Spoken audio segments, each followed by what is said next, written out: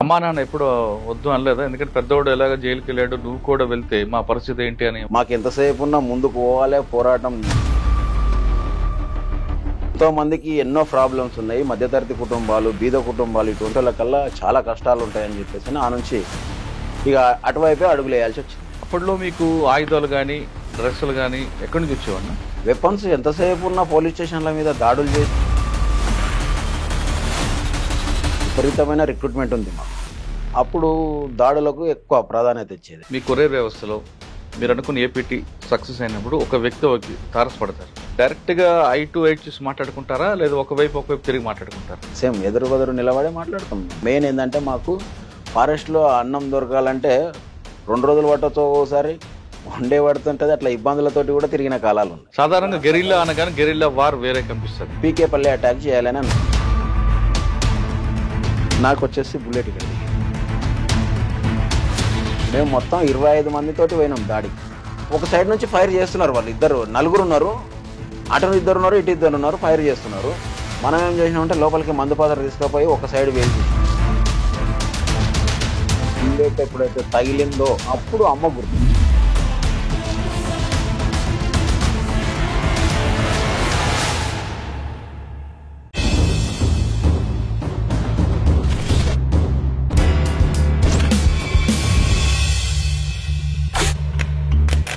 Welcome to I dream. గతంలో నక్సల్స్ ప్రభావం తీవ్రంగా ఉన్న సమయంలో గ్రామంలో ఉన్న కొంతమంది యువతీ యువకులు ఆ భావజాల ప్రభావంతోనో లేదా చుట్టుపక్కల సమస్యలు పరిష్కరించుదామనో దళం వైపు వెళ్ళారు. అలా నక్సల్స్లో కలిసిన తర్వాత వాళ్ళు ఎండనక వాననక చలనక రాత్రనక పగలనక చుట్టూ ఉన్న పోలీసులు మధ్యలో ఉన్న విష సర్పాలతో సాహసం చేస్తూ వాళ్ళు అడవిలో ఉన్నారు. అడవిలో ఉండి చుట్టుపక్కల గ్రామస్తులు కానీ లేదా ఆదివాసులకు కానీ చుట్టుపక్కల జరుగుతున్న అక్రమాలకు అడ్డుకొని వాళ్ళు నిరంతరం ప్రజల కోసం పోరాటాలు చేశారు.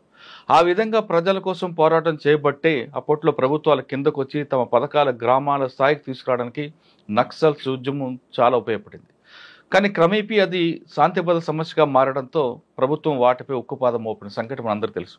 కానీ అటువంటి సమయంలో వెళ్ళిన చాలామంది యువతీ యువకులు నిరంతరం పోరాటం చేసి వ్యక్తిగత కారణాలతోనూ లేదా మరి ఇతర కారణాలతోనూ వాళ్ళు తిరిగి జనజీవన స్రవంతులు కలిశారు. ఆ విధంగా కలిసిన వారిని పరిచయం చేసే కార్యక్రమంలో ఈ వారం మన గెస్ట్ సాగర్ అన్న అలియాస్ ఆనంద్ కల్వకుర్తి దళ కమాండర్గా పనిచేశారు. అంతేకాకుండా ఆయన దళంలో ఉన్నప్పుడు కోవట్ పనిగా కాకుండా కొరియర్ పని కూడా చేశారు. ఆయన ఎందుకు దళంలోకి వెళ్లాల్సి వచ్చింది, వెళ్ళిన తర్వాత అక్కడ ప్రజల కోసం వాళ్ళు చేసిన పోరాటాలు ఏ స్థాయిలో ఉండేవి, ఎందుకు బయటికి వచ్చారు, వచ్చిన తర్వాత ఆయన జీవన విధానం ఏ విధంగా ఉంది విషయాల్ని ఆయన తెలుసు. అన్న నమస్తే. నమస్తే. సాగర్ అన్న అలియాస్ ఆనంద్. ఒకప్పుడు కల్వకుర్తి దళంలో ఏ ఇష్యూ జరిగినా ఆనంద్, తర్వాత మన కృష్ణన్న, జనార్దన్ వీళ్ళందరూ ఒక ట్రూప్ ఉండేది. పెద్ద కొత్తపల్లి పొల్యూషన్ బ్లాస్టింగ్ అవ్వచ్చు లేదా ఎక్కడైనా కొరియర్ జరగాలన్నా ముందు మీ 2 పేర్లు ఎక్కువ కనిపించు. మీది భీమ్ సాగర్ గారు, మీ తర్వాత తుమ్మల భగవంత్. కల్వకుర్తి దళం అంటే మీరందరూ ఒక పోలీసులు కూడా ఒక చిన్న హడలు ఉండేది. వీళ్ళు అంటే అంత మీరు యాక్షన్ టీం కూడా ఆ విధంగా ఉండేది, దళం తీసుకున్న నిర్ణయాలు అలాగే ఉండేది, ప్రజల కోసం పోరాటాలు ఆ విధంగా చేసేవారు, మీరు చేసే కార్యక్రమాలు కూడా అంతే ఫాస్ట్గా చేసుకుని వెళ్ళిపోయేవారు. అన్న మీరు ఆ టైంలో అంటే 1990 ఆ టైంలో దళంకి వెళ్ళినప్పుడు మీ గ్రామంలో పరిస్థితులు ఎలా ఉండేవి? ఇప్పుడు నల్లమాల ప్రాంతం అనేది నక్సల్స్కి పెట్టని కోట. ఆ ప్రాంతంలో ఉద్యమాలు ఏ విధంగా చేశారు, ఎందుకు మీరు ఆ ఉద్యమం వైపు అడుగులు వేశారు, వెళ్ళిన తర్వాత అక్కడ పరిస్థితులు ఏ విధంగా ఉండేవి? ఈ ప్రశ్న సమాధానం చెప్పే ముందు సాగర్ అన్న అలియాస్ ఆనంద్ యొక్క కుటుంబ నేపథ్యం ఒకసారి చెప్పండి. మాది వచ్చేసి వ్యవసాయ కుటుంబం సార్. నా పేరు వచ్చేసి ఆంజనేయులు సాగర్. ఇంటి పేరు మోడల ఆంజనేయులు సాగర్. అయితే మాది పెబ్బేరు మండల్ షాగాపూర్ విలేజ్, మాది ఏటిగడ్డ షాగాపూర్. అయితే మేము గతంలో ఏంటంటే హాస్టల్లో చదువుకోవాలి, మమ్మల్ని తీసుకుపోయి వనపర్తిలో హాస్టల్లో వేసారు. మాకు అప్పటికే ఫుడ్ అవన్నీ చాలా ఇబ్బందులతోటి అట్లా మా తల్లిదండ్రులు తీసుకుపోయి హాస్టల్లో వేస్తే హాస్టల్ నుంచే ఉద్యమం స్టార్ట్ అయింది. మాకు ఆర్ఎస్యు అని చెప్పేసి అని రాడికల్ స్టూడెంట్ యూనియన్లో చురుగ్గా పనిచేసినాం మేము అప్పుడు వనపర్తిలో. అప్పుడు ఎందుకు అంటే విద్యార్థులకు ఫుడ్ దొరకకపోయేది, చాలా ఇబ్బందులతోటి ఉండేది. హాస్టల్లో ఇవ్వాల్సిన ఫుడ్ కూడా ఇచ్చేవారు కాదు. ఫుడ్ కూడా ఇచ్చేవాళ్ళు కాదు. అంటే అది ఎట్లా ఉంటుండే సార్ అంటే మనం తినడానికి వెళ్తే క్యూ లైన్ కట్టించి చిన్నపిల్లలను ఆ లైన్లో రావాలి, రైస్ తక్కువ ఇవ్వడం, ఆ వార్డెన్స్ అట్లా ఇబ్బంది చేస్తుంటే మేము అన్నల్లో అప్పుడు కొత్తగా స్టార్ట్ అయ్యాడు ప్రభాకర్ అన్న అని ఉండే, సాంబశివుడు, ఒరిజినల్ సాంబశివుడు. అచ్చా, ఆయన పేరు కోనాపూర్ సాంబశివుడు కాదు? కాదు కాదు, ఒరిజినల్ సాంబశివుడు, చుక్కాపల్లి అనేది. ఆయన ప్రభాకర్ అనే పేరుతోటి మాకు వనపర్తి టౌన్లో ఆర్ఎస్యు ఆర్గనైజేషన్ చేస్తుండే. దాంట్లో భాగంగా మేము హాస్టల్ సమస్యలను తీసుకుపోయి చెప్పడం జరిగింది. ఈ విధంగా ఉంది ఇట్లా అని అంటే ఒకసారి పిలిపించి చెప్పిండ్రు, ఎవరిని, వార్డెన్ను. అసలు ఎంతమంది విద్యార్థులకు ఎంత ఫుడ్ పెడుతున్నారు, ఎంత రైస్ ఇస్తున్నారు అనే దాని మీద తీసుకొచ్చినాం. అది రైసు లాస్ జరగడం, ఎక్కువ మందికి విద్యార్థులకు ఇబ్బంది ఉంటుండే, హాస్టల్ విద్యార్థులకు. ఆ నుంచి మనం ఏం చేసినామంటే ఇప్పుడు 125 మంది స్టూడెంట్స్ ఉంటుండ్రి హాస్టల్లో. దాంట్లో వాళ్ళు సండే రోజు ఏం చేస్తున్నారంటే కొంతమంది పిల్లలు రూమ్లోకి వెళ్తుండ్రి, కొంతమంది ఊర్లోకి వెళ్ళడం వల్ల వీళ్ళు ఒక 100 eggs తెచ్చి ఇచ్చేవాళ్ళు అనమాట. ఒక్కొక్కరికి 2 ఇవ్వాలి. 100 eggs తెస్తే సరిపోకపోయేది, లాస్ అని వస్తుండే. దీని మీద ఎందుకు ఇట్లా వస్తుంది అని చెప్పేసి అని ప్రభాకర్ నా దగ్గర మనం మాట్లాడితే ఆయన ఉండి, దీనికి సమస్య ఇది కాదు, అసలు మొత్తం స్టూడెంట్స్ ఎంతమంది, వాళ్ళు ప్రతి సండే ఎన్ని తెస్తున్నాడు వార్డెన్ అనే దాని మీద పిలిపించి రైస్ మీద, ఎగ్స్ మీద అన్ని అప్పుడు మాట్లాడితే అప్పుడు 125 మెంబర్స్కు 250 eggs రావాలని, ఇట్లా అక్కడ నుంచి మావి ఉద్యమం వైపు వెళ్ళడానికి మార్గాలు స్టార్ట్ అయినాయి. ఇట్లా అంటే కొట్లాడడం అనేది ఆ నుంచే స్టార్ట్ అయింది, అంటే ప్రశ్నించడం అనేది అక్కడ స్టార్ట్ అయింది, విద్యార్థి దశ నుంచే స్టార్ట్ అయింది. ఇట్లా ప్రశ్నించడం వల్ల ఏమైందంటే మేము హాస్టల్ విద్యార్థులు ఒక 4 మీద ఆర్ఎస్యూలో చురుగ్గా పనిచేస్తుంటామే. చంద్రన్న అని, ఆయన కూడా సొంత ఊరు వచ్చేసి కీతేపల్లి, ఆయన ఎన్కౌంటర్లో చనిపోయాడు, మల్లెల తీర్థం ఎన్కౌంటర్లో. ఆయన, నేను, చెంక ఇట్లా ఒక 4 కలిసి ఇటువంటివి అడగడం వల్ల స్కూల్లో హెడ్ మాస్టర్ మమ్మల్ని బయటికి పిలిచి, మీరు ఇట్లా వచ్చేసి అన్ని లేనిపోయిన పంచాయతీలు చేస్తున్నారు, మీరు ఇక్కడ చదువుకోవడానికి రాలేదు, మీరు వదిలేసి వెళ్ళిపోండి అని చెప్పేసి అని ఇబ్బంది పెట్టి మమ్మల్ని స్కూళ్ళ నుంచి కూడా బయటికి వెళ్ళగొట్టే క్రమం వచ్చింది. వార్డర్లనే ఇట్లా ఇబ్బంది పెడతారా మీరు, ఒక తండ్రి లాంటి ఎందుకు అట్లా చేస్తున్నారు అని చెప్పేసి అంటే, మా హక్కులు మేము అడుగుతున్నాం, మా విద్యార్థులకు ఏం కావాలన్నా అవి అడిగినందుకు మీరు స్కూళ్ళ నుంచి మమ్మల్ని టీసీ ఇచ్చి వెళ్ళగొడతాం అది ఇది అని చేసి చెప్తున్నారు, ఇట్లయితే కష్టం అని చెప్పేసి అంటే అట్లా అక్కడ నుంచి ఇక నేను దళాల వైపు పోవడానికి ప్రయత్నాలు. అంటే అప్పుడు వాళ్ళు క్లాసెస్ నడుపుతుండ్రి, ఎవరు మా స్టూడెంట్ క్లాసులకు వెళ్తుంటే, క్లాసులకు వెళ్ళిన తర్వాత ఆ క్లాసులలో అన్నీ చెప్తా ఉంటుండే అనమాట, ఈ విధంగా ఇట్లా మనం ప్రతిదీ పోరాటం చేయాలంటే ఇట్లా. అక్కడ నుంచి నేను ఇంకా ఎక్కువ ఫుల్ ఆకర్షితున్నాయి, దాని వైపు మొగ్గు చూపాల్సి వచ్చింది. అట్లనే గతంలో ఎక్కడైనా క్లాసులు జరిగేవి అక్కడ గుట్టల పైన, అప్పుడు రాజపేట గుట్టలు, అక్కడ దగ్గర దగ్గర వనపర్తి టౌన్లో ఉన్నటువంటి గుట్టల పైన. అప్పటికే అన్న కూడా భీమ్సాగర్ ఆలియాస్ పాపన్న, ఆయన కూడా ఏంటంటే అక్కడ నుంచి మొత్తం ఆయనకు ఏ జాబ్స్ రాకపోవడం, ఇంటర్ చదివిండు, ఏ ఇబ్బందులలో ఉన్నాం కదా అని చెప్పేసి ఆయన కూడా దాని వైపు వెళ్ళి ఆయన ఫస్ట్ మూమెంట్ చేసిండు. ఆ నుంచి ఆయన రాడికల్ స్టూడెంట్ నుంచి పైకి ఎదిగి నల్గొండలో టౌన్ ఆర్గనైజర్గా పనిచేస్తున్న క్రమంలో అరెస్ట్ అయ్యి జైలుకి వచ్చాడు, బుషిరాబాద్ జైలు. అప్పుడు ఇంకా నేను కూడా మొత్తం వదిలేసి చదువు అంతా బంద్ చేసి హైదరాబాద్లోనే వచ్చి హైదరాబాద్లో హోటల్లో పనిచేస్తూ అన్నను కలవడం జరుగుతుండే. ముషిరాబాద్ జైలు అశోక్ నగర్ అని ఉంటుంది, అవును, అశోక్ నగర్లో హోటల్లో పనిచేస్తుంటే నేను అన్నను కలవడం కోసమే కలిసి వాళ్ళకు జైల్లో ఉన్నటువంటి అందరు ఖైదీలు, అంటే మన ఈ నక్సల్స్ ఖైదీలు, ఎన్ఎక్సెల్ అని అంటారు, ఆ ఖైదీలు అందరికీ ఒక 20-25 మంది ఉంటుండ్రి. ప్రతి ఒక్కరికి ఏదన్నా చిన్న అవసరం ఉన్నా కూడా నేనే తీసుకుపోయి ఇస్తుంటే అనమాట బయట నుంచి. నక్సల్స్ ఖైదీలు అందరికి, నక్సల్స్ ఖైదీలు బాలకృష్ణ అందరు ఉంటుండ్రి దాంట్లోనే. వీళ్ళందరికి పటేల్ సుధాకర్ రెడ్డి వీళ్ళల్లో ఉంటుండ్రి. వాళ్ళందరినీ కలుస్తుంటే అందరు బాగా పరిచయం అయిపోయినరు. 1 year దాకా ఉన్నాక అన్న 1 year తర్వాత బెయిల్ వచ్చింది. అన్న జైల్లో ఉన్నప్పుడు జైలు పోరాటం కూడా చేసిరు, వాళ్ళు లోపలనే నిరాహార దీక్ష చేసిరు. దాదాపుగా ఒక 24 days ఉన్నారు, అమరణ నిరాహార దీక్ష. అంటే ఎలాంటిది ఫుడ్ లేకుండా. ఇంకా ఇవన్నీ చూస్తూ నాకు కూడా ఏంటంటే అన్న ఎంబడి వెళ్ళిపోవాలి, ఇంకా నేను కూడా కంపల్సరీ అండర్ గ్రౌండ్ వెళ్తా అని చెప్పేసి అని అందరిని అడగడం వల్ల పటేల్ సుధాకర్ రెడ్డి అన్న వాళ్ళందరూ ఉండేసి సరే ఓకే తమ్ముని తీసుకోండి అని చెప్పేసి అని పంపించేశారు. అక్కడ నుంచి నేను నల్గొండకి వెళ్ళాల్సి వచ్చింది. అన్న బయటకు అన్న మీరు ఈ ప్రయాణంలో అమ్మా నాన్న ఎప్పుడు వద్దు అనలేదా? ఎందుకంటే పెద్దవాడు ఎలాగ జైలుకి వెళ్ళాడు, నువ్వు కూడా వెళ్తే మా పరిస్థితి ఏంటి అని వాళ్ళు ఎప్పుడు ప్రశ్నించలేదు? అప్పటికి అన్న అరెస్ట్ అయ్యే లోపే నాయన చనిపోయిండు, అమ్మ ఒక్కొద్దు ఉండే. అయితే ఇంకా మేము కూడా స్కూల్ నుంచి అటు ఇట్లే హైదరాబాద్ వచ్చేసినాం తప్ప ఊరు వైపు ఎప్పుడు కూడా చూడలే. కానీ మీకు అనిపించలేదా అమ్మ గురించి? అప్పుడు ఎలాంటిది అనిపించలే. మాకు ఎంతసేపు ఉన్నా ముందుకు పోవాలి పోరాటం. ఎందుకంటే ఈ వ్యవస్థలో ఉన్నటువంటి ప్రాబ్లమ్స్ అన్నీ మాకు ఇంత చిన్న ఏజ్లోనే ఇన్ని ఉన్నాయంటే ఎంతో మందికి ఎన్నో ప్రాబ్లమ్స్ ఉన్నాయి. మధ్యతరగతి కుటుంబాలు, బీద కుటుంబాలు ఇటువంటి వాళ్ళకల్లా చాలా కష్టాలు ఉంటాయని చెప్పేసి ఆ నుంచి ఇక అటువైపే అడుగులు వేయాల్సి వచ్చింది. అంటే నల్గొండ నుంచి వచ్చారు, నల్గొండకి వెళ్ళి ముషీరాబాద్ నల్గొండ, ముషీరాబాద్ టు నల్గొండ. అక్కడ ఎవరు మీకు బాధ్యుడు? మాకు విజయక్క అని దళ కమాండర్. అప్పుడు రాచకొండ దళంలో నేను ఫస్ట్ టైం రాచకొండ దళంలో దళ సభ్యునిగా నన్ను తీసుకున్నారు. అక్కడ ఎక్కడ కలిసారు? రాచకొండలో. రాచకొండలో పెద్దంబర్పేట దాటిన తర్వాత అక్కడ నుంచి ఒక చిన్న విలేజ్ వస్తుంది. ఇక నాకు అప్పుడు అంతా ఐడియా లేదు, ఫస్ట్ టైం వెళ్ళినాం కాబట్టి అక్కడ నుంచి ఒక చిన్న విలేజ్ దగ్గరకు పోతే అక్కడ వచ్చేసి మనం పికప్ చేసుకొని తీసుకొని పోయారు. నైట్ వచ్చి వాళ్ళు ఒక ఇంట్లో పోయి ఉన్నాము, మధ్యాహ్నం అట్లా పోయి వాళ్ళు నైట్ వచ్చిన తర్వాత నైట్ తీసుకుపోయారు. అక్కడ నుంచి దళంని వెళ్ళిపోయినాయి. అన్న దళంలో తీసుకొని వెంటనే మీకు యూనిఫామ్ ఇవ్వడం చేశారా, లేదు కొంతకాలం మీకు అబ్జర్వేషన్ పెట్టి చిన్న చిన్న పనులు చేయించి తర్వాత యూనిఫాము వెపన్ ఇవ్వడం చేశారా? కొంతకాలం ఒక నెల రోజులు ట్రైనింగ్, వెపన్ గురించి, ఫైరింగ్ ఏ విధంగా చేయాలి అవన్నీ నేర్పిస్తూ సెంట్రీలు చేయడం ఇటువంటి వల్ల అలవాటు అయిన తర్వాతనే దళ సభ్యునిగా ప్రమోట్ చేశారు. అక్కడ నుంచి నేను అంటే ఇందులో భాగంగా ఈ నెల రోజుల్లో భాగంగా వెపన్ ఒకటే కాకుండా రాజకీయ తరగతులు అటువంటి నేర్పారా? అప్పుడు అక్కడ లేదు అది. వాళ్ళు ఆల్మోస్ట్ ఆ దళం అంతా వాళ్ళ ప్రోగ్రామ్ ప్రకారంగా తిరుగుతూ ఉంటుంటారు. ఏ దళం అన్నది? రాచకొండ దళం. ఆ ప్రోగ్రామ్స్ అంతా అయిపోయిన తర్వాత ఒక 5 months అట్లా అయింది. 5-6 months తర్వాత మళ్ళీ అక్కడ నుంచి నన్ను నల్లమల్ల అడవికి తీసుకుపోయారు. అంటే ఈ దళాలన్నీ అక్కడ ఏర్పాటై కలిసినాయి అనమాట. నల్గొండ నుంచి ఒక 2-3 దళాలు వచ్చినాయి. తర్వాత ఈ మహబూబ్నగర్ దళాలన్నీ కలిపి అప్పుడు క్లాసులు అక్కడ స్టార్ట్ అయినాయి. రాచకొండ దళంలో మీరు 5 నెలలు పనిచేశారు. ఆ క్రమంలో రాచకొండ దళంలో ఎక్కువగా కరువు దాడులు జరిగేవి.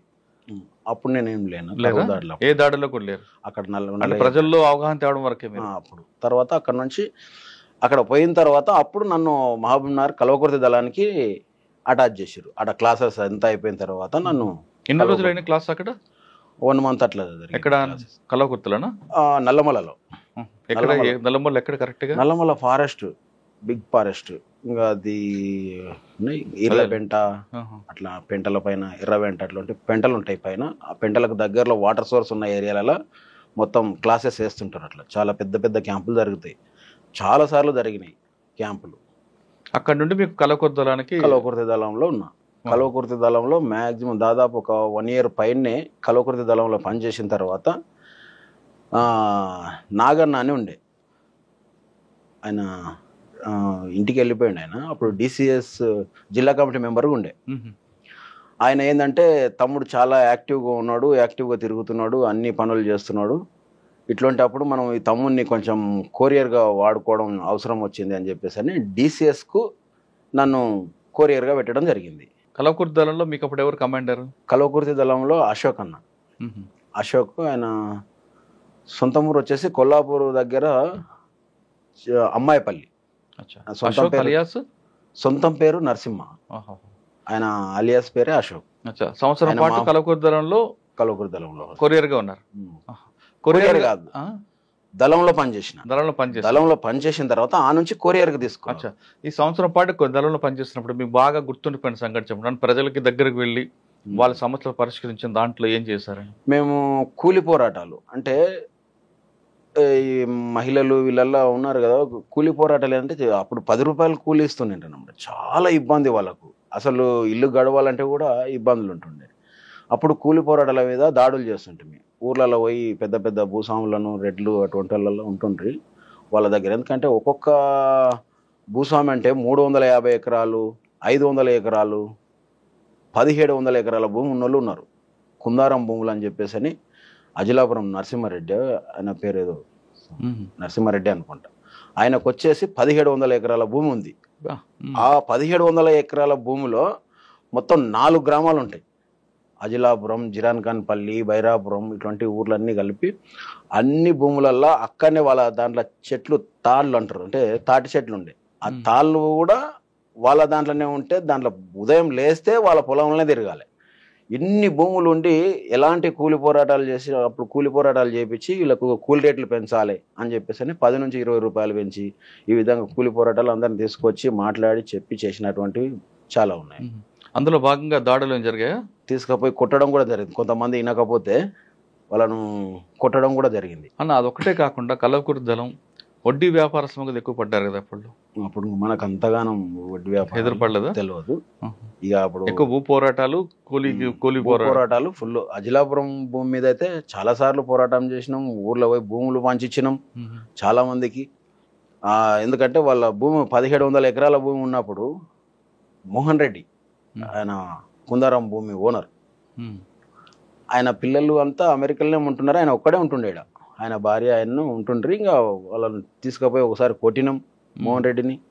ఈ భూములలో పంచుతున్న క్రమంలో అన్ని ఇంకా పోలీస్ కేసులు అవన్నీ చాలా మంది మీద పెడుతుండే. అందుకే అజిలాపురం నుంచి చాలా మంది నక్సలిజం వైపు ఎక్కువ మొగ్గు చూపి వచ్చేసారు ఆ పోరాటం చూసి. అంటే అజిలాపురం అనేది కేవలం భూ పోరాటం చాలా మంది ఉవ్వెత్తున నక్సలిజం వైపు వచ్చారు. ఆ ఊరు నుంచి దాదాపు 10-15 మంది దాకా వచ్చారు. అంటే మీరు భూములు పోరాటం చేశారు, కానీ పోలీసు కేసులు, పోలీసు దాడులు జరగలేదు మీ మీద? పోలీసు దాడులు జరుగుతున్నాయి. అంటే ఎక్కడన్నా ఎన్కౌంటర్స్ ఇట్లాంటి, తర్వాత మనం డంపింగ్లు ఉంటే డంపింగ్లు కూడా ఎత్తుకపోయినారు వాళ్ళు. మనం డంప్ చేస్తుంటే ఏదన్నా వెపన్స్, తర్వాత అమౌంట్ అట్లాంటివి డంపులు చేస్తే జూపల్లి దగ్గర జైపల్లి అనే ఒక గ్రామం ఉంటుంది ఆ గుట్టల. ఆ గుట్టలో డంపు మొత్తం వచ్చేసి పోలీసులు అంత దాడి మొత్తం వీళ్ళు ఏమంటారు సార్, అవి గుంతలు తీసే టైప్, చెట్లు నాటడానికి అని మొక్కలు తీస్తున్నప్పుడు డంప్ వెళ్ళింది. వీళ్ళు ఏం చేశారంటే పోలీసులకు ఇన్ఫర్మేషన్ ఇచ్చారు. పోలీసులు వచ్చారు. మేము ఆ రోజు ఇప్పుడున్న ఈ కొండారెడ్డిపల్లిలో ఉన్నాం. ఆ రోజు షెల్టర్ ఇంట్లో ఉన్నాం. పోలీసులు వస్తున్నారు, మొత్తం ఇన్ఫర్మేషన్ తెలిసిపోయింది అని చెప్పేసి అనేసరికి మేము అంతా ఆ ఇంట్లో నుంచి మధ్యాహ్నమే బయటికి వెళ్ళాల్సి వచ్చింది. కొండారెడ్డిపల్లి అంటే ఇప్పుడున్న సీఎం వాళ్ళ ఊరే, సొంత ఊరు. రేవంత్ రెడ్డి గారు పొలకంపల్లి దాటిన తర్వాత ఉంటది రేవంత్ రెడ్డి గారు ఊర్లో. మేము ఆ రోజు ఉన్నాము. పోలీసులు వచ్చారంటే ఏంటి కోసం వచ్చారు అనేది తెలియదు. మొత్తం పెద్ద బ్యాచ్ వచ్చింది, దిగింది అనేసరికి మన షెల్టర్ అర్థమైపోయినట్లుంది, తెలిసిపోయింది. మనం అంతా ఈ నుంచి వెంటనే బయటికి వెళ్ళాలని మేము బయటికి వెళ్ళినాం. పట్టపగలు ఊర్ల నుంచి బయటికి వెళ్ళి అంత పరేషాన్గా యూనిఫామ్ లోనే వెళ్ళారు. యూనిఫామ్ లోనే. ఎంతమంది ఉంటారు అప్పుడు? వెపన్స్ అన్ని మా దళం అప్పుడు 9 మంది ఉన్నాం. అన్ని ఎదుర్కోవడానికి కూడా రెడీగానే ఉంటాం. మరి అప్పుడు ప్రజలు ఏమైనా అడ్డుకోలేదా? ప్రజలు ఏమి అడ్డుకోరు. ప్రజలు ఫుల్ సపోర్ట్గానే ఉంటారు మనకు. మేము అక్కడ నుంచి చిలకలలో పోతే వాళ్ళు కాసుకొచ్చిన అమ్మలి అవన్నీ ఉంటున్నాయి కదా, వాళ్ళ ఫుడ్డే మాకు పెట్టారు. ఆ టైంలో తిని అట్లనే పోయి బయటకు వెళ్ళిపోయినాం. అప్పట్లో మీకు ఆయుధాలు కానీ డ్రెస్సులు కానీ ఎక్కడి నుంచి వచ్చేవన్నా? డ్రెస్సులు అంటేనేమో షాప్లో వాళ్ళు ఇస్తుండ్రి. మరి అది దళ కమాండర్కి తెలిసి ఉంటుంది వాళ్ళు ఏ విధంగా తీస్తారు అనేది. బట్టల షాపుల నుంచి తెచ్చి కుట్టిస్తుంటే అంతా మనకు తెలిసిన పార్టీ వాళ్ళే కుట్టిస్తుంటారు. వెపన్స్ ఎంతసేపు ఉన్న పోలీస్ స్టేషన్ల మీద దాడులు చేసి తీసుకురావాల్సిందే. మనం ఎక్కడ కొనడం అనేది ఏమి ఉండదు. మనకు కావాల్సినటువంటి సామాగ్రి అంటే మన దళాలు అప్పుడు బాగా పెరుగుతున్నాయి. మేమున్న టైంలో 96, 97 ఆ టైంలో విపరీతమైన రిక్రూట్మెంట్ ఉంది మాకు. అప్పుడు దాడులకు ఎక్కువ ప్రాధాన్యత ఇచ్చేది. అంటే 3 జిల్లాలు మహబూబ్ నగర్, ఉమ్మడి మహబూబ్నగర్, నల్గొండ, మెదక్, ఈ 3 జిల్లాలు దక్షిణ తెలంగాణ. ఈ దాడులు ఏ విధంగా చేయాలంటే 3 దగ్గరలో చేయాలి ఒక సంవత్సరంలో. అట్లా మా దగ్గర వచ్చేసి పెద్ద కొత్తపల్లి పోలీస్ స్టేషన్ పేల్ చేయడం జరిగింది. అది మీరున్న సంవత్సరంలోనే? మేమున్న సంవత్సరంలో. అంటే నేను అప్పుడు కల్వకుర్తి నుంచి ఇతలికి వచ్చేసిన. నేను అప్పర్ ప్లాట్కి వచ్చిన. అప్పర్ ప్లాట్కి వచ్చిన తర్వాత నన్ను యాక్టివ్గా ఉన్నాడు, దాడులలో ఏదానికైనా బలంగా ఉంటున్నాడు అని చెప్పేసి అని ఇక నన్ను స్పెషల్ గేర్ల స్క్వాడ్లకు తీసుకున్నారు. SGS అనే దళం అప్పుడు కొత్తగా ఏర్పాటు చేశారు. అదేంటంటే దాదాపు ఒక 15 మందితోటి ఏర్పాటు చేశారు. మీరు ఇంకెవరు ఉన్నారు అందులో? ఇప్పుడు చనిపోయిన సాంబశివుడు ఉన్నాడు, ఐలన్న, ఆయన మా దళానికి కమాండర్ SGS. ఇక దాంట్లో ఇప్పుడు నేను చెప్పిన చంద్రన్న, కేతపల్లి చంద్రన్న అని, జనార్దన్ ఆయన పేరు. ఆ జనార్దన్ పేరే ఈయనకు జనార్దన్ అని ఇప్పుడు వచ్చిన ఈయనకు పెట్టిరారు. అంటే మారుస్తూ ఉంటాం. మన వాళ్ళు ఒక ఆయన చనిపోయిన తర్వాత ఆ పేరు డెవలప్మెంట్ కావాలి కాబట్టి పేరును చేంజ్ చేస్తాం. ఇప్పుడు సాంబశివుడు చనిపోయిన తర్వాత ఐలన్నకు ఆ పేరు పెట్టినాం. ఎందుకంటే ఆయన జిల్లా కమిటీ మెంబర్గా సెలెక్ట్ అయ్యి ఉన్నాడు కాబట్టి ఆయనకు ఆ పేరు పెట్టినాం అనమాట. ఎందుకంటే ఈయన కూడా అప్పుడు DCS లెవెల్ చేసిండు సాంబశివుడు, ప్రభాకర్ అని. మాకు మొత్తానికి ప్రభాకర్ ఫస్ట్ నుంచి మమ్మల్ని విద్యార్థి దశ నుంచి తీసుకుపోవడానికి కారణం ఆయన్నే. ప్రభాకర్ ఆయన్నే అంటుండే, తమ్ముడు నువ్వు విద్యార్థి దశలోనే నువ్వు చిన్న పిల్లగాడు, అట్లాంటిది నాతోటి భుజంతో భుజం కలిపి నాతోటి యుద్ధానికి వచ్చినావు, నువ్వు చాలా గ్రేట్ తమ్ముడు అని చెప్పేసి అని మంచిగా ప్రోత్సహిస్తుండే కలిసినప్పుడల్లా. అంటే దళాలు అప్పుడప్పుడు కలుస్తుంటాయి. నల్లమలలోనే ఎక్కువ మేము మీటింగ్స్ ఏర్పాటు చేసేది. కలవకొత్త దళం ఉన్నప్పుడే పెద్ద కొత్తపల్లి దాడా?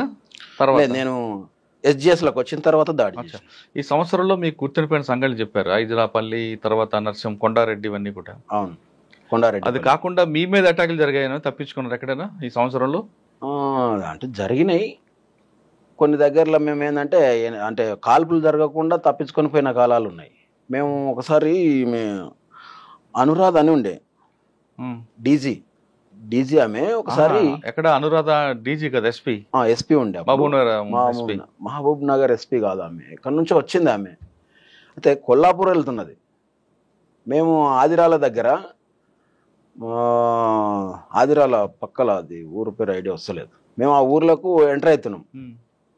ఆ ఊర్లోకి ఎంటర్ అయ్యే క్రమంలో పోలీస్ జీప్ కనబడి మేము రిటర్న్ వెళ్ళిపోయినాం. ఇద్దరమే ఉన్నాం. వాళ్ళు ఎవరో వీళ్ళు నక్సలైట్లు లాగా ఉన్నారు, కార్ ఆపండి అని చెప్పేసి ఆమె మా మీదకి ఎంటబడ్డారు మొత్తం వెపన్స్ తీసుకొని. అప్పుడు మేము పోయి మా దగ్గర హ్యాండ్ గ్రెనేడ్స్ ఉంటుండే, ఒక గ్రెనేడ్ వేసేసరికి అంతా వాళ్ళు అలర్ట్ అయిపోయి ఎక్కడికక్కడ ఆగిపోయారు. ఇక మేము ఆ నుంచి రిట్రీట్ అయ్యి వెళ్ళిపోయినాం. అనురాధ గారు అంటే ఇప్పుడు మహబూబ్ నగర్ ఎస్పీ చేశారు ఆవిడ. ఈజీ ఉండే ఆమె, అప్పుడు మనకు అంత పెద్దగా తెలియదు, మేము అండర్ గ్రౌండ్లో ఉన్నాం కాబట్టి తెలియదు. ఏఎస్పీ అనుకుంటామే అప్పుడు, ఏఎస్పీ అనురాధ అనే టైం ఉండే. అక్కడ తర్వాత ఎక్కడ జరిగారు? డైరెక్ట్గా ఎస్పీజీకి వచ్చారా?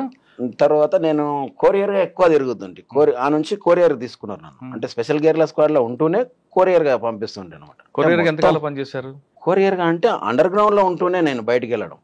ఎంతకాలం చూసారు కొరియర్గా? ఇంకా అక్కడ నుంచి నేను ఇంకా కొరియర్గా ప్రతి దానికి నేనే బయటికి వెళ్ళడం. ఒక సంవత్సరం పనిచేశారా? చేసింటాం. అక్కడ మీరు సంవత్సరం పాటు కొరియర్గా పనిచేశారు. మావోయిస్ట్ పార్టీలో అంటే ఇప్పుడు మావోయిస్ట్, అప్పుడు నక్సల్స్ పార్టీలో ధనంలో People's War, CPIML People's War లో కొరియర్ వ్యవస్థ అంటే ఎలా ఉంటది? అంటే ఒకరికి ఉత్తరాల ద్వారా అప్పుడంటే ఫోన్లు ఉండేవి కావు. కొరియర్ అంటే ఒక చీటీలు లేదా బుక్స్ దాంట్లో రాసి పంపించేవారు. ఆ వ్యవస్థ ఎలా పనిచేస్తుంది? ఒక వ్యక్తికి ఒక దళాన్ని ఇంకో దళానికి సమాచారం ఇవ్వాలంటే ఏ విధంగా కొరియర్ వెళ్తుంది? ఎన్ని రోజులు పడుతుంటది? ఇప్పుడు ఒకవేళ స్టేట్ కమిటీ నుంచి సెంట్రల్ కమిటీ మెసేజ్ పోవాలంటే, లేదా సెంట్రల్ కమిటీ మెసేజ్ స్టేట్ కమిటీకి రావాలి, స్టేట్ కమిటీ నుంచి డీసీకి రావాలంటే ఈ వ్యవస్థ ఎలా నడుస్తుంది? ఎన్ని రోజులు పట్టేది? అంటే అండర్ గ్రౌండ్ ఉంటూనే మాది నడుస్తున్నటువంటిది కొరియర్ వ్యవస్థ. ఏంటంటే మా DCS జిల్లా కమిటీ సెక్రటరీ ఎవరైతే ఉంటారో ఆయనతోటే నేను పని చేయాలి. అంటే ఆయన పంపించిన దాన్ని నేను తీసుకుపోయి ఇవ్వాలి. ఎట్లా, ఇప్పుడు నల్గొండ DCS ఉంటాడు, నల్గొండ వాళ్ళు మన దగ్గరికి పంపిస్తారు. వాళ్ళకు కూడా సేమ్ DCSకి ఎట్లయితే ఒకరు ఉంటారో ఇక్కడ మేము ఉంటాం కదా, ఆ కొరియరు ఆయన వస్తుంటాడు. మెదక్ నుంచి ఉండేట ఆయన మెదక్ నుంచి వస్తుంటాడు. ఇట్లా ఏ డిస్టిక్ వాళ్ళు ఆ డిస్టిక్ నుంచి వచ్చి మేము ఏర్పాట్లు అయింది. ఇప్పుడు మా మహబూబ్ నగర్ డిస్టిక్లో జడ్చర్ల అనే టౌన్ ఉంది. నేను జడ్చర్ల టౌన్కు వాళ్ళు ఆ పార్టీ ఇచ్చినటువంటి లేఖను తీసుకొని వచ్చి చిటి ఆడ వచ్చి ఆగుతాం. ఇప్పుడు జడ్చర్లలో రైల్వే స్టేషన్లో ఎక్కువ పెట్టుకుంటుంటే, రైల్వే స్టేషన్కు ఎక్కువ మంది పెద్ద అబ్జర్వేషన్ ఉండదని చెప్పేసి అని మేము అక్కడ సైలెంట్గా ఉంటుంది వాతావరణం. అక్కడ కలవాలంటే ఇప్పుడు ఇండియా టుడే బుక్స్ ఉంటుండే, అప్పుడు ఇండియా టుడే బుక్ లేకపోతే సోప్స్, ఈటా సోపు, అది ఏదైతే అనుకుంటామో ఆ విధంగానే ఆడికి వచ్చి ఒకరికొకరం కలిసేవాళ్ళం. ఇప్పుడు నేను ఇండియా టుడే బుక్ పట్టుకొని చూస్తున్నా అంటే వాళ్ళు నా దగ్గరికి ఆ పర్సన్ వస్తాడు. నేనేంది ఆయన దగ్గర ఈటా సోప్ ఉందా అని అనుకుంటే ఆయన దగ్గర ఆ సోప్ ఉందంటేనే ఆయన దగ్గర కలుస్తాం. అది ఏ విధంగా అంటే టైం టు టైం ఉంటుంది. ఉదయం 10 గంటలకనంటే 10 గంటల నుంచి 10 గంటల 15 నిమిషాల వరకే వెయిట్ చేయాలి. తర్వాత 11 గంటలకు ఉంటుంది, 10 నుంచి 11, మళ్ళీ 11 గంటల నుంచి మళ్ళీ 15 నిమిషాలే చూస్తాం. ఆ 2 టైంలు అయిపోయినంటే ఆ APT మనం మళ్ళీ పోము. ఎందుకంటే ఆటోమేటిక్గా ఆయన అరెస్ట్ అన్న అయ్యి ఉండాలి, లేకపోతే ఏదో ప్రాబ్లం అయ్యి ఉంటుంది, రాలేకపోయింది అనేది. మళ్ళీ పోయినామనుకో పోలీసులు అటాక్ చేయడానికి ఎక్కువ అవకాశం ఉంటుంది. అట్లనే ఒకసారి జరిగింది మాకు నల్గొండ కొరియర్కు. నాకు ఆయన చంద్రన్న అని ఉండే నల్గొండ కొరియర్.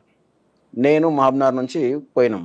షాద్నగర్ బస్టాండ్లో మాకు అపార్ట్మెంట్ ఉంది, ఏపీటీ ఉంది. ఏపీటీ ఏడ ఉంది అంటే బస్టాండ్లో క్యాంటీన్ హోటల్ ఉంటుంది. ఆ క్యాంటీన్ హోటల్లో పోయి కూర్చున్నాం. అయితే ఆ రోజు నేను పోయిన రోజు ఏమైందంటే ఆ క్యాంటీన్ బంద్ ఉంది. క్యాంటీన్ బంద్ ఉండడం వల్ల నేనేం చేసిన అంటే బయటనే కూర్చున్నాం, బయట బస్సులు. ఇక బస్ స్టాప్ నుంచి దాదాపు కొంచెం దూరం ఉంటుంది, ఒక 150 గజాలు 200 గజాల దూరం ఉంటుంది ఆ రోడ్డుకు, అది బస్ స్టాప్ లోపలికి రావడానికి. ఈయన అరెస్ట్ అయ్యాడు, చంద్రన్ అనేట ఆయన నల్గొండలో ఆయన అరెస్ట్ అయ్యాడు. ఆయన అరెస్ట్ కావని ఆయన అప్పుడు అంటే సంజీవ్ అనే దగ్గర కొరియర్ అనమాట. సంజీవ్ అన్న అంటే స్టేట్ కమిటీ. ఆ సంజీవ్ అన్న కొరియర్ రావడం వల్ల అరెస్ట్గా అయ్యిండని చెప్పేసి అని పోలీసు వాళ్ళు ఏపీటీ మొత్తం క్లియర్ చెప్పేసిండు. ఇక పోలీసు వాళ్ళు వ్యాన్ ఆపి అక్కడ నుంచి దిగి పరిగెట్టుకుంటూ వస్తున్నారు. నేను చూస్తూ వెంటనే లేచి వేరే బస్సులో పోయి చక్కగా పోయి కూర్చున్నా. నాకు అర్థమైపోయింది ఇమ్మీడియట్లీ సమ్ ఏదో అరెస్ట్ అయ్యిండు, లేదంటే నా అడ్రస్ అన్న చెప్పిండు, ఈయన ఏదో జరిగింది అని చెప్పేసి. ఆ బస్సు ఎక్కడ పోతుందో తెలియదు కానీ ఎక్కి బస్సు ఏడిపోతే ఆడికి ఒక టికెట్ తీసుకొని ఎక్కి చాలా దూరం పోయిన తర్వాత ఒక విలేజ్ దగ్గర దిగి అక్కడే ఉండి ఛాయ్ ఇంత ఒక బన్ను తిని మళ్ళీ రిటర్న్ వచ్చేసి హైదరాబాద్కి వెళ్ళేసి వచ్చిన. అట్లా జరుగుతుంటాయి. ఆయన అరెస్ట్ అయ్యిండు, సంజీవ్ అని అరెస్ట్ అయ్యింది అని చెప్పేసి అని నల్గొండలో రైల్వే ట్రాక్ వేల్చేసారు. రైల్వే దగ్గర మన వాళ్ళు పోయారు, అక్కడ నల్గొండ వాళ్ళు సంజీవ్ అని అరెస్ట్ అయ్యింది. ఎందుకంటే కొరియర్ అరెస్ట్ అయ్యిందంటే డీసీ ఆయన సెంట్రల్ స్టేట్ కమిటీ సెక్రటరీ కూడా అరెస్ట్ అయ్యిండేమో అనే దాని నుంచి దాడి చేశారు. ఆయన ఒక్కరిని అరెస్ట్ చేస్తే ఆయన వెంటనే కోర్టుకు హాజరుపరచాలి 24 గంటలు అని చెప్పేసి దాడి జరిగింది. అది వెంటనే నాకు నెక్స్ట్ డే చూసుకొని నేను రిటర్న్ మళ్ళీ వెళ్ళిపోయాను అనమాట. ఇప్పుడు ఈ ప్లాన్ ఎంత ఉంది కదా, మీరు షాద్నగర్ బస్ స్టాండ్లో ఉండాలని, లేదా జడ్చర్ల ట్రాక్ దగ్గర ఉండాలని, ఈ సబ్బు వాడాలని, లేదా ఈ పేపర్ పట్టుకోవాలి, ఇదంతా ఎవరు చెప్తారు మీకు? మాకు ఇక్కడ డీసీ చెప్పి పంపిస్తుంటాడు. ఆయనకి ఎలా తెలుస్తుంది? మొదలే మాట్లాడుకుంటారు. ఇప్పుడు వాళ్ళు ఫస్ట్ మనం పంపించే లెటర్లలో రాసి పంపిస్తుంటారు. అది ఏ విధంగా రాస్తుంటారు అనేది మొదలే ఉంటుంది ఆ ప్లాన్. ఆ ప్రకారంగానే మాట్లాడతాం. ఇప్పుడు మేము మళ్ళీ ఈ నుంచి రిటర్న్ అయిన తర్వాత దళాన్ని కలవాలంటే కూడా మళ్ళీ ఏపీటీ ఉంటుంది. ఒక విలేజ్ ఉంటుంది, గుండూరు అనే విలేజ్ ఉంది అనుకుందాం. గుండూరు అనే విలేజ్ కాడ ఊరు నుంచి ఒక 300 గజాల దూరంలో వచ్చి మనం వెయిటింగ్ చేయాలి. అంటే రోడ్డు మీద ఉండకుండా బయట ఉంటాం. దళం నుంచి వచ్చినటువంటి పర్సన్లు మనం పేరు పెట్టి పిలుస్తారు. ఏమన్నారు, జంగయ్య అని అంటారు. అట్లా మనం దానికి రెస్పాండ్ అయ్యి వీళ్ళు మనోళ్ళే, అరే వస్తున్నారు అని చెప్పేసి అని ఇంకా కలుసుకుంటాం అనమాట. అంటే పేర్లు అంటే మనం అనుకునే కోడ్ తోటే నడుస్తుంటుంది అట్లా. ఆ విధంగా కలిసేవాళ్ళం. అంటే దళం మెంబర్ కలిసేటప్పుడు పేర్లతో పిలుచుకుంటారు. పేర్లు అంటే సొంతం పేర్లు వీళ్ళు, అదే ఏదో పేరుతో అనుకుని పోయింటాం అనమాట. ఇక్కడ కలిసేటప్పుడు మాత్రం మళ్ళీ ఫారెస్ట్ లో అయితేనేమో అరే విప్ప పువ్వు దొరికిందారా అని అంటాం అనమాట. చెట్టు దొరికిందా అని ఇట్లా కోడ్ భాషలతోటే పిలిచేవారు. ఆ కోడ్ అని ముందే మీకు చెప్తారు. మేము మొదలు అనుకొని బయటికి వెళ్తాం. నన్ను పంపిస్తారు కాబట్టి కొరియర్గా నాకు ఈ పేరు అంటేనే పలకాలి, లేకపోతే పలకడం అనేది కష్టం. వేరే వాడు వచ్చి కూడా కూతలే వేస్తున్నాడు. ఆ కూతకు ఈనవాడి మనం పోయినామంటే తొందరగా బుక్ అయిపోతాం. అట్లా అడవిలోకి వచ్చిన తర్వాత వెప్పు పువ్వు దొరికిందా లేదా ఇంకో కోడ్ ఇస్తారు అని కోడ్. గోందు ఉందా, లేక గోందు అంటే వాళ్ళు చెట్టుకు తీస్తుంటారు సెంచోళ్ళు. అట్లా మనవాడని అప్పుడు దగ్గరికి వెళ్ళి ఓకే గోందు ఓకే వచ్చింది దొరికింది అని అంటే అప్పుడు కొంచెం దూరంలో ఉంటాం కాబట్టి కలుసుకొని వెళ్తాం అనమాట. అలా సంవత్సరం పని చేశారు. షాద్నగర్లో మిస్ అయ్యారు. ఇంకెప్పుడైనా అటువంటి అట్లా జరిగినాయి. ఒటవర్లపల్లిలో ఒకసారి. ఇక్కడ ఒటవర్లపల్లి శ్రీశైలం రూట్ లో ఉంటది ఒటవర్లపల్లి. అవును. నేను దళం దగ్గర నుంచి అంటే నేను ఎక్కువ కొరియర్ కాబట్టి బయటకి ఎక్కువ పంపిస్తారు అనమాట. ఇక ఒటవర్లపల్లిలో ఎర్లీ మార్నింగ్ తెల్లవారుజామున లేసేసి ఆడ పోయి బస్ స్టాప్లో కూర్చున్నా. 5-5:30 మధ్యలో హోటల్ దగ్గర టీ తాగాలి. అక్కడ నుంచి బస్సు రావాలి, శ్రీశైలం నుంచే రావాలి, నేను సిటీ రావాలి. ఆ క్రమంలోనే పోలీసులు మందలుగా వచ్చిర్రు. మొత్తం వాళ్ళంతా తిరిగి వచ్చిర్రు. మొత్తం నక్సలైట్ల కోసం గాలింపు చేసుకొని దాదాపు ఒక 25-30 మంది దాకా వచ్చేసారు. టీ తాగుతున్నాం, వచ్చిర్రు, అందరు కూర్చుంటున్నారు. ఏం చెప్పాలనో తెలియదు, ఏం క్వశ్చన్ వేస్తారో తెలియదు అని చెప్పేసి అని రాగానే వీళ్ళు ఏ బస్ అయితే ఎక్కుతారో నేను ఆ బస్ ఎక్కకూడదు.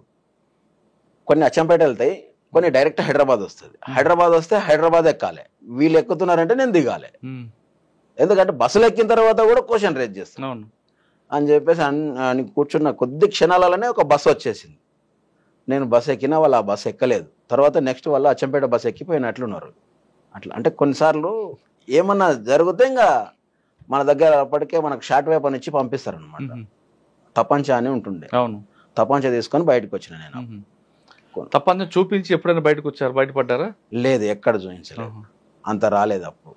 మనకు తపంచ లోపలనే ఉంటది, ఎవరికి కూడా చూపించలేదు. అట్లా ఒక్కోసారి ఏపీటీ మిస్ అయింది అనుకో, అంత ఇబ్బంది అయినప్పుడు ఫైర్ చేయాల్సి వస్తుంది. ఇంకా తప్పదు. కానీ ఇంకా మన ప్రాణాలు కూడా ఆ రోజు ఇంకా పోయినాయని లెక్క. ఇంకా అంతే. ఫైర్ మీరు ఫైర్ చేసినాం. పీకేపల్లి అటాక్ లో చేసినాం. అక్కడ కాదు, కొరియర్ వ్యవస్థలో ఎక్కడ కూడా జరగలేదు. ఒకసారి ఏపీటీ మిస్ అయింది అనుకోండి, మిస్ అవ్వగానే ఇంకా అరెస్ట్ చేశారు అనుకునే పార్టీ నిర్ణయిస్తుందా?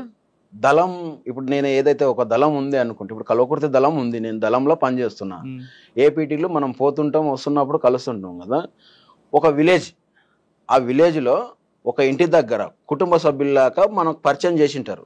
అది దళ కమాండర్కి తెలిసి ఉంటుంది, షాక్ మెంబర్కి తెలిసి ఉంటుంది, డిప్యూటీ కమాండర్కి తెలిసి ఉంటుంది. నాకు ఆ ముగ్గురికి తెలిసి ఉంటుంది. ఆ ఇంట్లో 15 రోజుల వరకు నాకు ఏపీటీ, నేను పోయి ఆ ఇంట్లో ఉంటే వాళ్ళు 15 రోజుల వరకు అక్కడ వచ్చి తీసుకొని పోతారు. దళంలో ఉన్న సభ్యులకు ఎవరికి తెలియదు, షాక్ కమిటీకి మాత్రమే తెలుస్తుంది. ఆ షాక్ కమిటీలో ముగ్గురు ఉంటారు, దళ commander, deputy commander, shock member. అంటే పార్టీ మెంబర్ స్థాయి వచ్చిన వాళ్ళందరికీ కూడా షాక్ కమిటీలో ఛాన్స్ ఉంటుంది. అట్లా నేను కూడా పార్టీ మెంబర్ స్థాయి నాకు వచ్చేసింది. సర్క్యులేషన్ పంపిస్తుండ్రి, అన్ని తీసుకుంటుండ్రి. సాధారణంగా పేపర్లు తీసుకొస్తుంటారు కొంతమంది లోపలికి. అవును. మీకు ఎప్పుడు వస్తాయి పేపర్లు? పేపర్స్ ఇప్పుడు నేను బయటికి వెళ్ళినా అంటే ఇప్పుడు నల్గొండ పేపర్ కూడా వస్తుండే మా దగ్గరికి, ప్రకాశం వాళ్ళు కూడా కలుస్తుండ్రి, ప్రకాశం డిస్టిక్ పేపర్ వస్తుండే. అన్ని వాళ్ళు తీసుకొచ్చిన దగ్గర నా దగ్గరికి వస్తుండే. ఈ పేపర్స్ అన్ని తీసుకొని నేను దళం దగ్గరికి తీసుకుపోతుండే. అంటే ఎక్కువ నాకు నల్లమలనే ఎక్కువ కాంటాక్టు. ప్రతి ఒక్క కొరియర్ నాకే కలుస్తుండ్రి. కానీ నేను నన్నంత నమ్మకం అనమాట పార్టీకి, నా పైన విపరీతమైన నమ్మకం. వాళ్ళు దళాలు మొత్తం అక్కడ ఉండి దాదాపు 100 మంది 200 మంది ఉన్నప్పుడు కూడా అక్కడికి చేరవేయడానికి నన్ను బయటకు పంపిస్తుంది. ఎందుకంటే మా అన్న దాంట్లో ఉండడం వల్ల ఈ తమ్ముడు ఎలాంటిది తప్పులు చేయడు అనే దాని నుంచి ఫుల్ నమ్మకం. అప్పుడు అట్లా ఉండే, రాను రాను కొంచెం తగ్గిపోయింది. కానీ తర్వాత ఎవరు కూడా ప్రాణం పోయినా చెప్పేదైతే ఉండదు. నీకు పేపర్ వచ్చేసరికి పొద్దున్న 6 7 అవుతుంది. రోజు రాదు సార్, అది టైం. ఒక రోజు పోతే వచ్చిన పేపర్లలో తీసుకొని పోవాలి అంతే. వారం ఇంకోసారో 5 రోజులు, ఏ రోజుకి ఆ రోజు పేపర్ రా.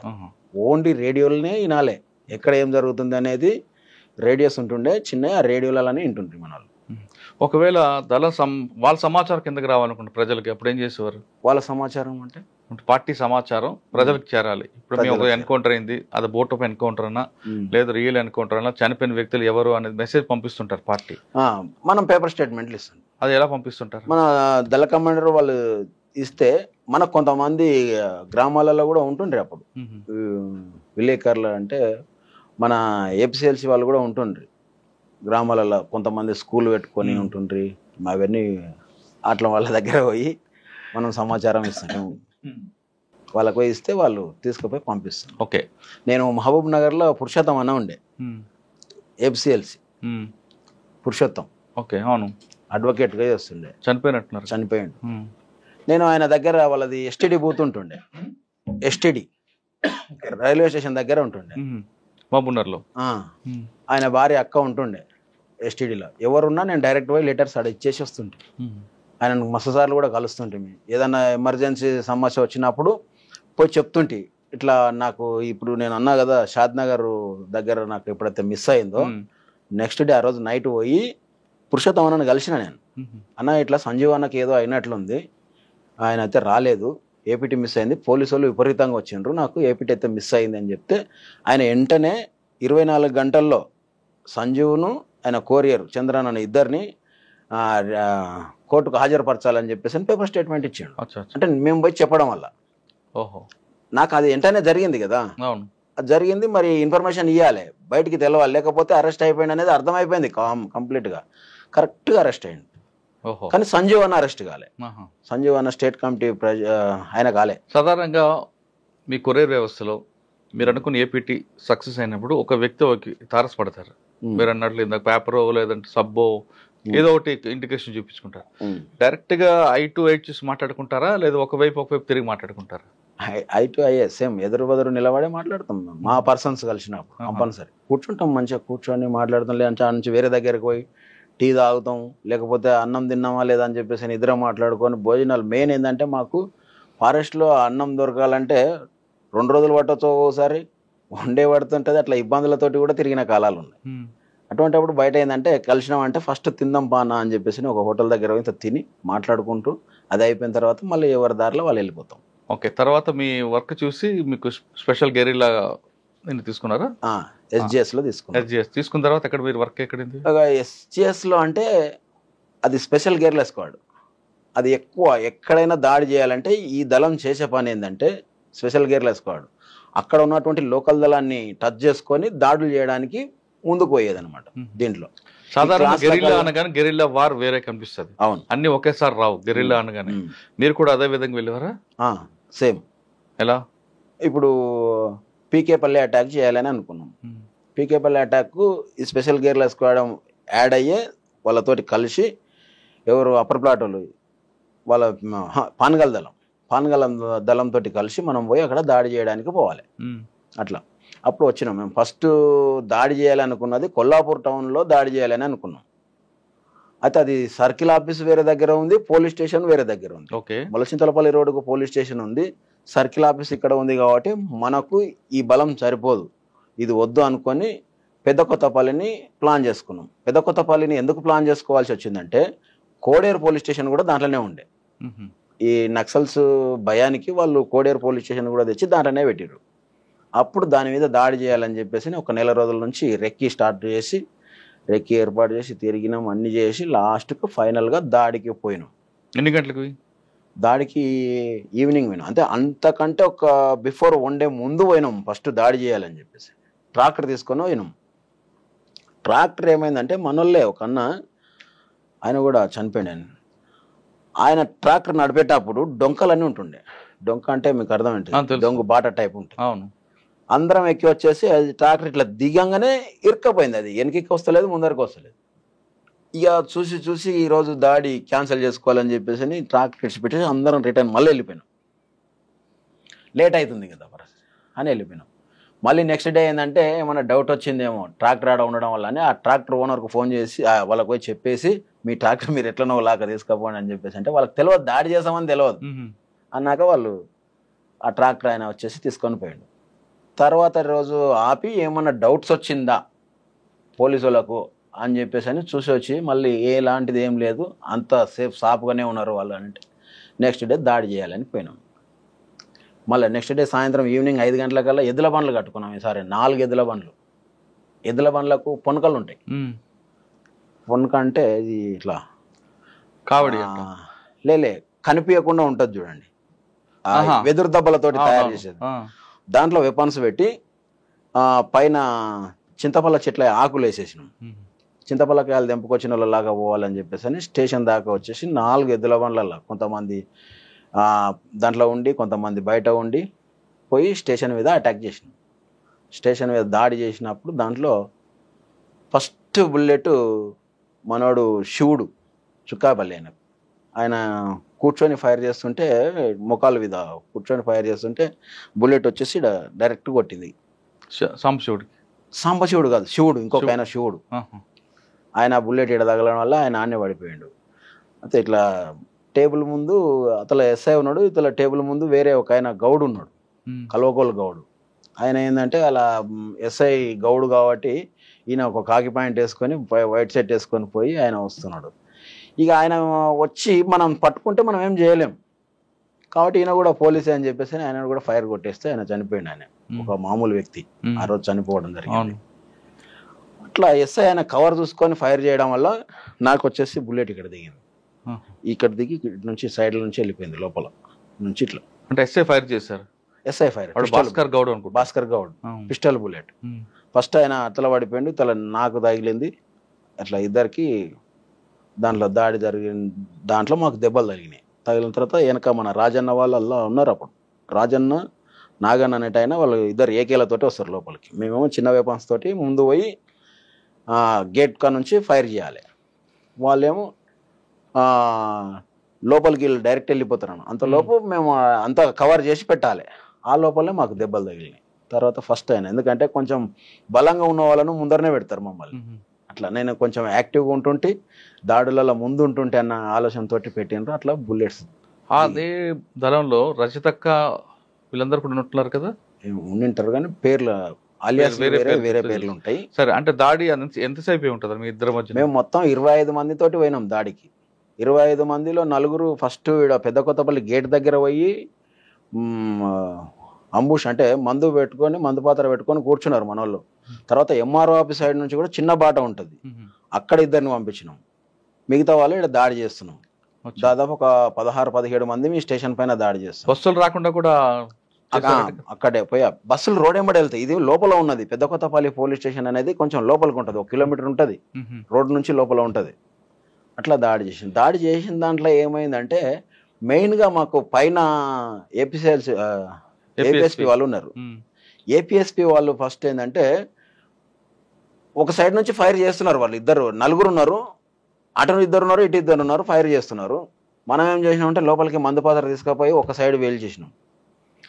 అయితే రెండు ఒక్కటేసారి వేలిస్తేనేమో మనకు వెపన్స్ ఎక్కువ దొరికేది. ఒక సైడ్ వేల్చిన తర్వాత ఇంకో సైడ్ వేల్చాలని అన్ని పెట్టి బయటకు వచ్చి ఒక సైడ్ పేలవడంతో వాళ్ళు కింద పడిపోయారు. బ్యాక్ సైడ్ ముందరిది పేలలే, ముందరిది వెనక సీరికి వేలుద్దామనే లోపు వైర్లన్నీ ఊసిపోయినాయి అనమాట. ఒకటి పేల్చేసరికి ఈ వైర్లు ఆగవు, ఊడిపోయినాయి. అప్పుడు అంటే ఆ తొందరపాట్లో తెలియక ఆ విధంగా చేసి అట్లా ఫెయిల్. కింద ఉన్న వెపన్స్ అన్ని తీసుకొచ్చినాం, 5 వెపన్స్ దొరికినాయి మాకు. 5 వెపన్స్ తీసుకొని వచ్చినాం. ఒక పోలీస్ అయినా కూడా దొరికింది దాంట్లో. తర్వాత లాకప్లో ఒక ఆయన ఉండే, ఏదో ఎద్దుల బండి దొంగతనం చేసిందంటే లోపల పెడితే అది కూడా ఫైర్ చేసి లాకప్ ఓపెన్ చేసి ఆయనను కూడా తీసుకొచ్చినాం బయటికి. అంటే మీరు 25 మంది వెళ్ళారు, మీలో ఒకరు చనిపోయారా? మాలో ఒకడు మోహన్ అనేది ఆయన చనిపోయారు. సివిలియన్ ఒక ఆయన చనిపోయాడు. సివిలియన్ ఒక ఆయన చనిపోయాడు.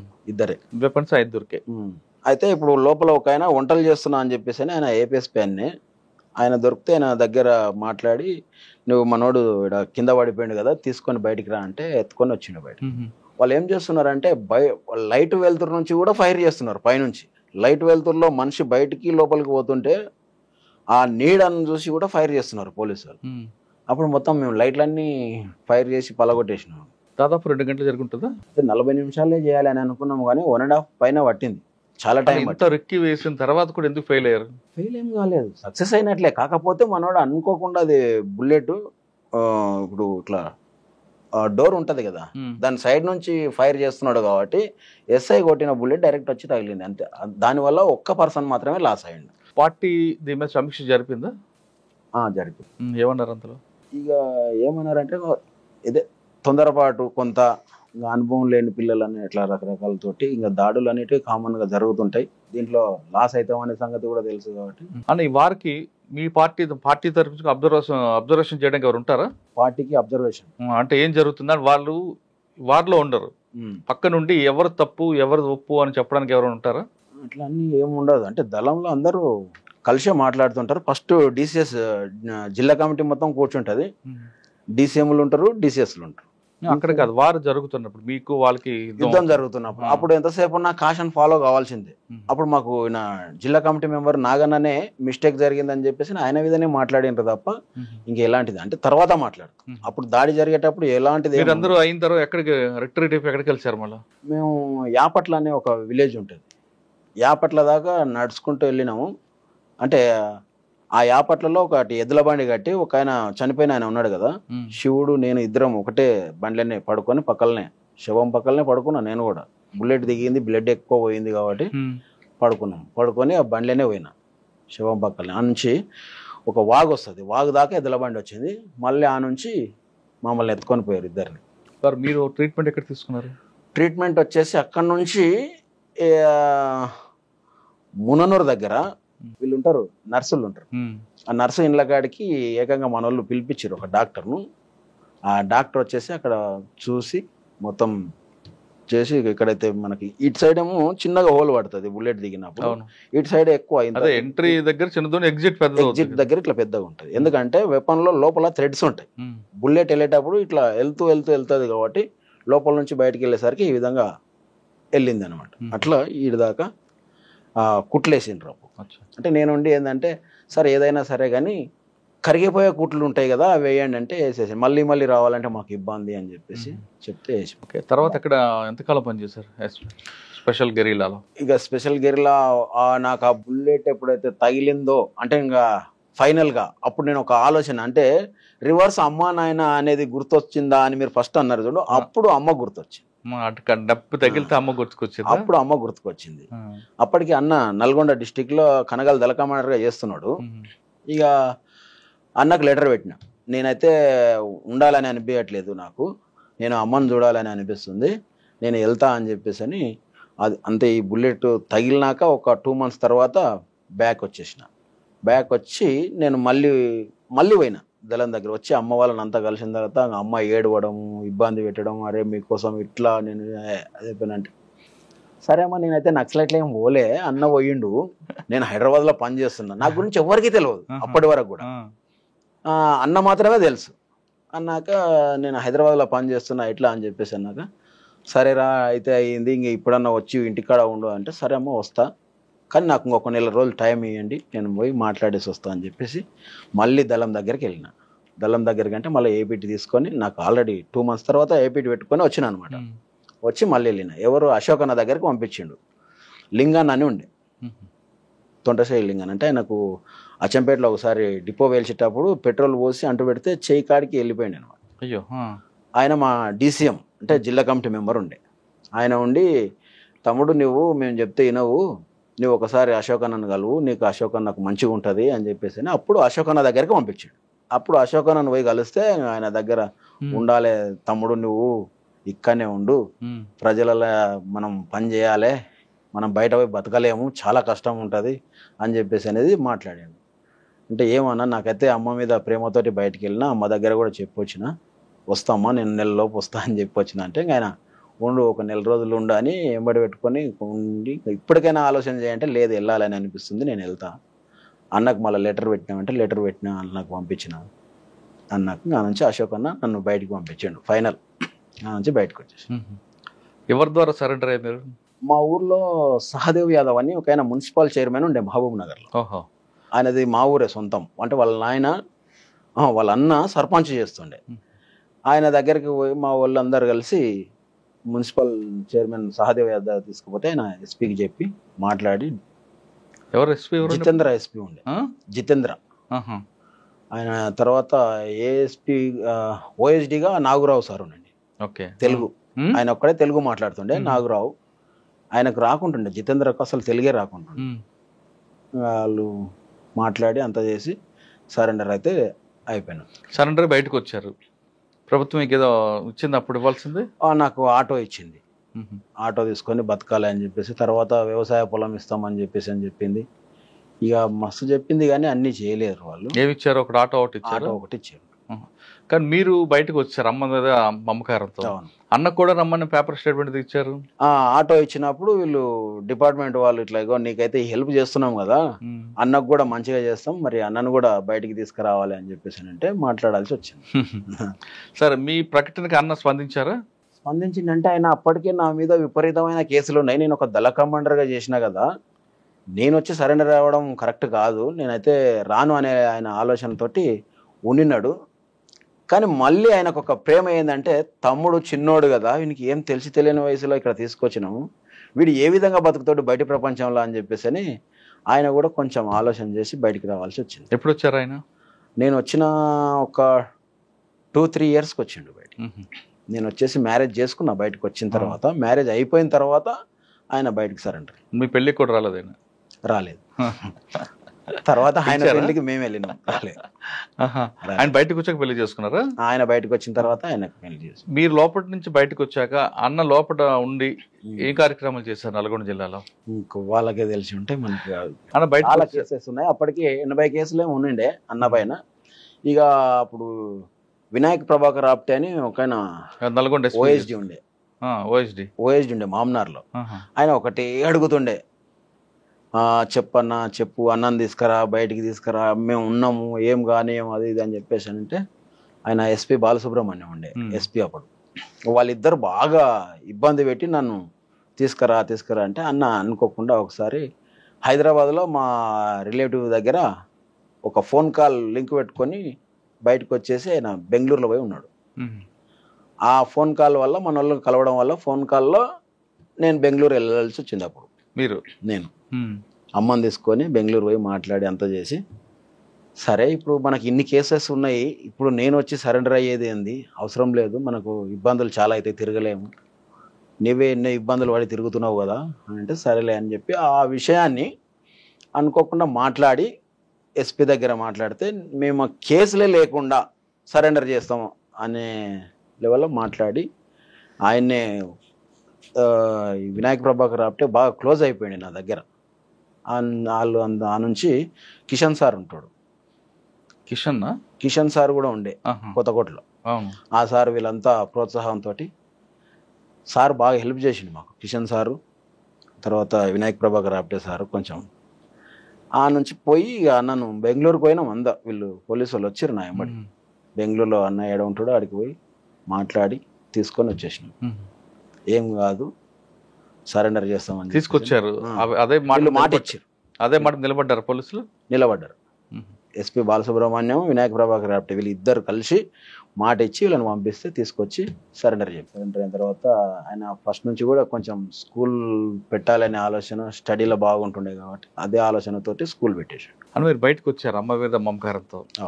వచ్చిన తర్వాత ప్రజలందరూ మిమ్మల్ని చూసి మాజీ నక్సలైట్ అని భయపడ్డారా, లేదు మనవాడే అని చెప్పి మీకు ఆదరించారు? నేను ఊర్లోకి రాగానే ఏమైంది సార్ అంటే, ఒకటి ఎన్కౌంటర్ జరిగింది కల్వకుర్తిలో.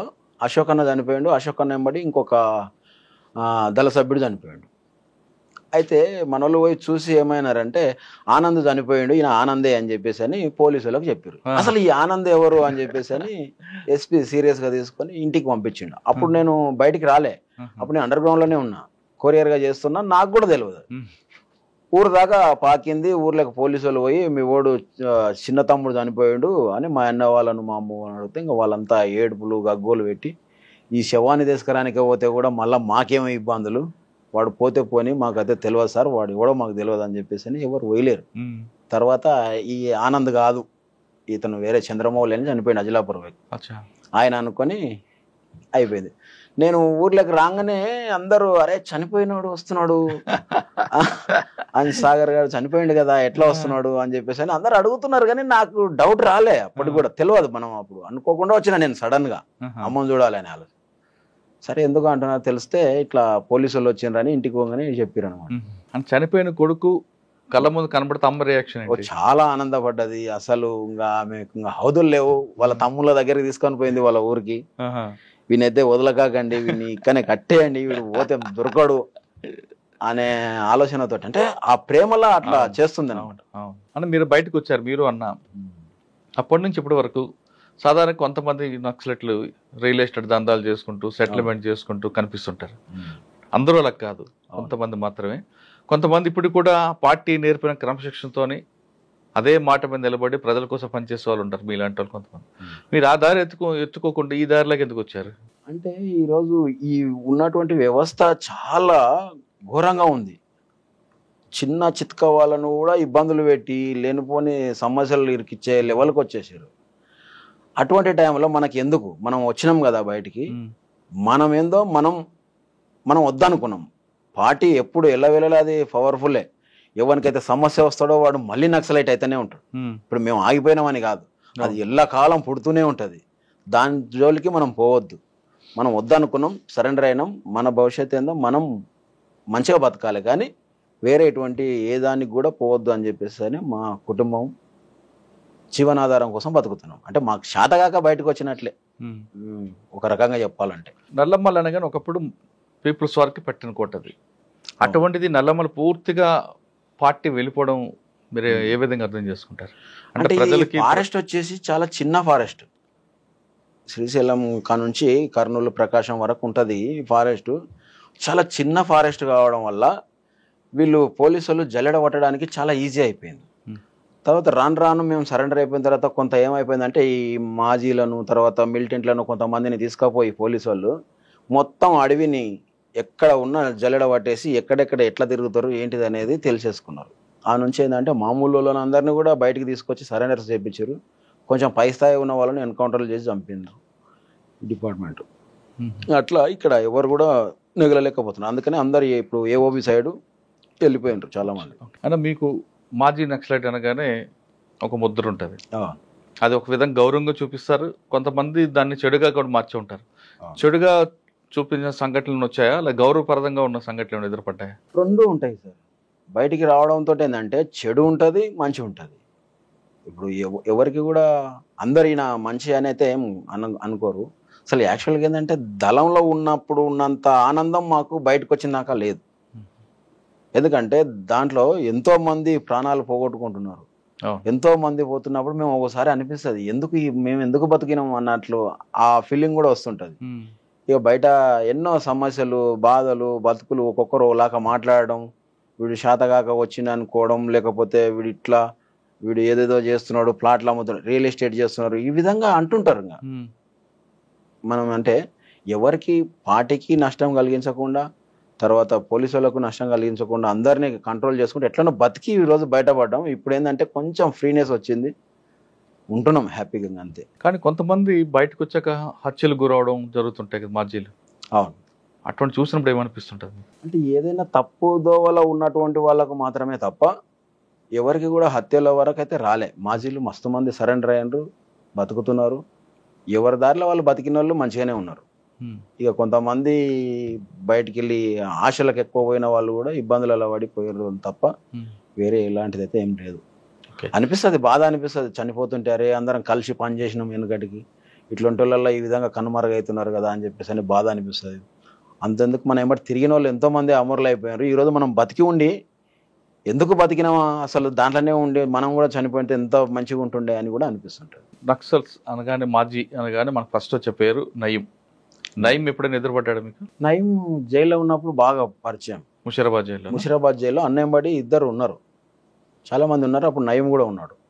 ఆయనతో పాటు నమాజ్ వీళ్ళు కూడా చేసేది, అందరు నమాజ్ చేస్తుండ్రి. అంత నయీం కలిసేది. అప్పుడు జైల్లో కూడా మాట్లాడుతుండే నా దగ్గర. అందరం అప్పుడు మాట్లాడిందే తప్ప బయటకు వచ్చిన తర్వాత నల్గొండ వాళ్ళు కొంతమంది ఫోన్ చేసి ఇట్లా అన్న రమ్మంటున్నాడు, కలుస్తామంటున్నాడు.